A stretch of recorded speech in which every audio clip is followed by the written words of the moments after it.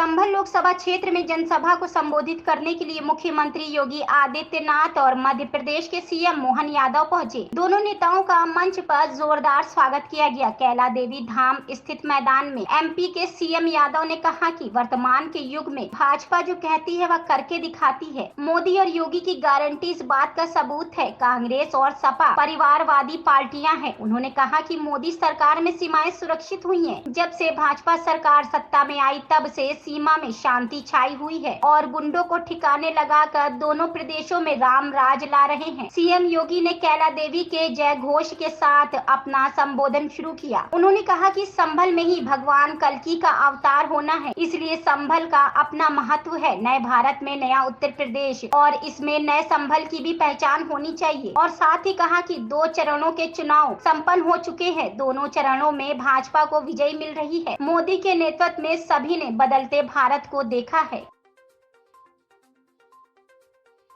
छत्तीसगढ़ हमने आदिवासी मुख्यमंत्री बनाए श्रीमान विष्णुदेव साय जी, ओबीसी वर्ग से मुझे मौका मिला।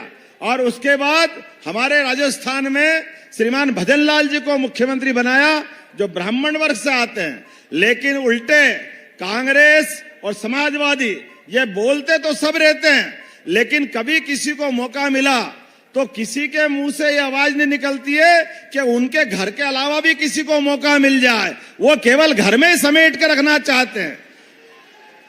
कोई सा भी पद हो, कोई भी सत्ता की व्यवस्था हो, केवल एक परिवार के बाहर नहीं जाने देना।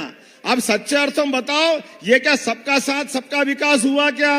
ये केवल वोट के लिए सारी चीज का उपयोग करेंगे, लेकिन वोट के बाद केवल एक परिवार का भरोसा करेंगे। मुझे तो बड़ा दुख भी हुआ मैंने जब सुना कि हमारे में से मैं एक बार पहले मैनपुरी में यहाँ फॉर्म भरवाने के लिए आया था, तो यहाँ से किसी बड़े नेता ने टिप्पणी करी, कौन मोहन यादव हम नहीं जानते। हाँ बिल्कुल, आप कैसे जानोगे साहब, आप तो एक ही परिवार को जानते हो, बाकी से क्या लेने देना है, आपकी इतनी छोटी दृष्टि है। लेकिन मुझे इस बात का गर्व है, भारतीय जनता पार्टी इस बात का जवाब देती है। ये 2 लड़कों की जोड़ी तो यही है।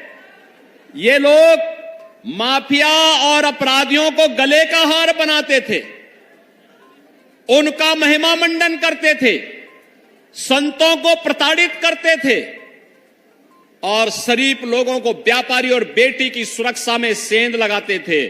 और आज आप देख रहे होंगे कि बेटी और व्यापारी सुरक्षित है, किसान अन्नदाता किसान का सम्मान हो रहा है, नौजवान को नौकरी और रोजगार मिल रहा है, अयोध्या में राम मंदिर का भव्य निर्माण भी हो रहा है, वहां राम लला विराजमान हो रहे हैं, और दूसरी तरफ माफिया और अपराधियों का राम नाम सत्य है की यात्रा भी निकल रही है। एक साथ राम के ही नाम पर सारे काम हो जा रहे हैं। और बहनों और भाइयों, इसीलिए आज हम सब आए हैं। आपने देखा होगा, मैं केवल आपसे एक बात पूछना चाहता हूं, कांग्रेस का घोषणा पत्र आपने देखा होगा। एक प्रकार से यानी इंडी गठबंधन जो है, कांग्रेस सपा और उनके साथ जो और भी तमाम लोग जुड़े हुए हैं, इन सब का गठबंधन है ये। और ये गठबंधन कैसे? स्वार्थ का गठबंधन। ये गठबंधन देश के लिए नहीं है, ये गठबंधन किसके लिए है? आज आपने देखा होगा, पाकिस्तान का एक मंत्री, पूर्व मंत्री राहुल गांधी की तारीफ कर रहा है। यानी भारत में कोई तारीफ नहीं करता, क्योंकि लोगों को मालूम है जब भी भारत पे संकट आएगा तो राहुल गांधी सबसे पहले इटली भागेगा, तब उसे भारत की याद नहीं आती है,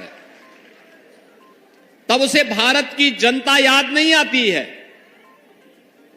लेकिन जब चुनाव आते हैं तब रामलला भी उनको याद आते हैं, तब वह उत्तर प्रदेश में आ थमकते हैं, फिर चुनावी गठबंधन करके फिर गायब हो जाएंगे, फिर 5 वर्ष तक कभी नहीं दिखाई देंगे। और बहनों और भाइयों, मैं आप सबसे यही कहने के लिए आज आया हूं कि भारतीय जनता पार्टी ने एक और गरीब कल्याण को लेकर के, भारत को आत्मनिर्भर और विकसित भारत की संकल्पना को लेकर के मोदी जी के नेतृत्व में इस चुनावी समर में आपके बीच में उतरी है। मोदी जी के नेतृत्व में विकास हुआ है और विकास होगा, भारत को विकसित भारत के रूप में स्थापित करेंगे। लेकिन दूसरी तरफ इंडी गठबंधन क्या कहता है, कांग्रेस और सपा का गठबंधन क्या कहता है? वो कहता है कि वह पिछड़ी जाति के लोगों को मिलने वाले आरक्षण को काट करके अल्पसंख्यकों को दे देगा। वह कहता है अनुसूचित जाति के लोगों को मिलने वाले आरक्षण में से कुछ हिस्सा काट करके वह अल्पसंख्यकों को बांट देगा। बाबा साहब भीमराव अंबेडकर ने कहा था कि धर्म के आधार पर आरक्षण नहीं हो सकता। धर्म के आधार पर आरक्षण भारत के विभाजन का आधार बना था और ये स्वतंत्र भारत धर्म के आधार पर आरक्षण स्वीकार नहीं कर सकता। फिर कांग्रेस और सपा के लोग क्या चाहते हैं? क्या देश का फिर से विभाजन चाहते हैं? ये लोग किस आधार पर लड़ाने का कार्य कर रहे हैं? कहते हैं जातीय जनगणना करेंगे। क्यों करेंगे? इसलिए करेंगे जिससे पहले जातीय जनगणना करके अलग अलग जातियों को अलग अलग समूह बनाएंगे, फिर इन जातियों को आपस में लड़ाएंगे और फिर लड़ाने के बाद कहेंगे कि देखो तुम्हारी तो लड़ाई आपस में इतनी ज्यादा है कि तुम सुलझ नहीं पाएगी।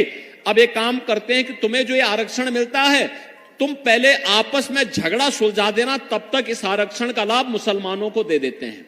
ये करने वाली है कांग्रेस और सपा का गठबंधन।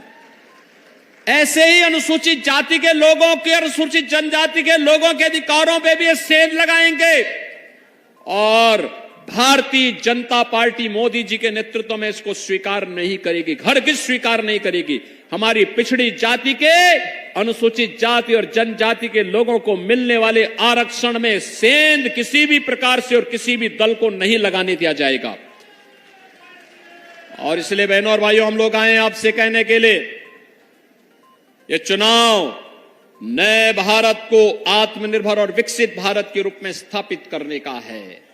ये चुनाव तो अब यहां पर श्री हरि विष्णु के अवतार महाराज कल्कि के धाम को एक नया स्वरूप देने का वो चुनाव है। चुनाव उधर ही जा रहा है। आपने देखा होगा ना, लोग कहते थे पहले अयोध्या के बारे में भी लोग यही कहते थे, क्या ये हो पाएगा? बोलते थे ना, जब हम लोग विश्व हिंदू परिषद भाजपा के लोग नारा लगाते थे, बजरंग दल के कार्यकर्ता नारा लगाते थे कि रामलला हम आएंगे, मंदिर वही बनाएंगे, कांग्रेस और सपा के लोग हंसते थे, कहते थे अरे क्या बोल रहे हैं लोग, बोलते थे ना। ये लोग तब भी हंसते थे और तब भी कहते थे, उपहास करते थे हम लोगों का, कहते थे देखो ये कभी हो ही नहीं सकता। और इन लोगों ने उस समय क्या कहा था? सपा ने कहा था, समाजवादी पार्टी ने कहा था कि अयोध्या में परिंदा भी पर नहीं मार सकता। कांग्रेस के लोग कहते थे राम हुए ही नहीं। और जब न्यायालय फैसला देने लग गया तब इन्होंने क्या कहा था? इन्होंने कहा था अगर फैसला कोर्ट ने कर दिया तो खून की नदियां बहेंगे। अरे हमने कहा ये नया यूपी है भाई, यहां खून की नदियां नहीं, मच्छर भी नहीं मरने वाला है, कहे आप चिंता मत करो, कुछ नहीं होगा। आपने 7 वर्ष में कोई कर्फ्यू देखा यूपी में? कोई दंगा देखा है क्या? अब दंगा नहीं होता यहां। कर्फ्यू का स्थान तो कावड़ यात्रा ने ले लिया है। और इसलिए भाइयों बहनों, मैं आपसे कहने के लिए आया हूं, भारतीय जनता पार्टी ने धारा 370 कश्मीर से हटाई।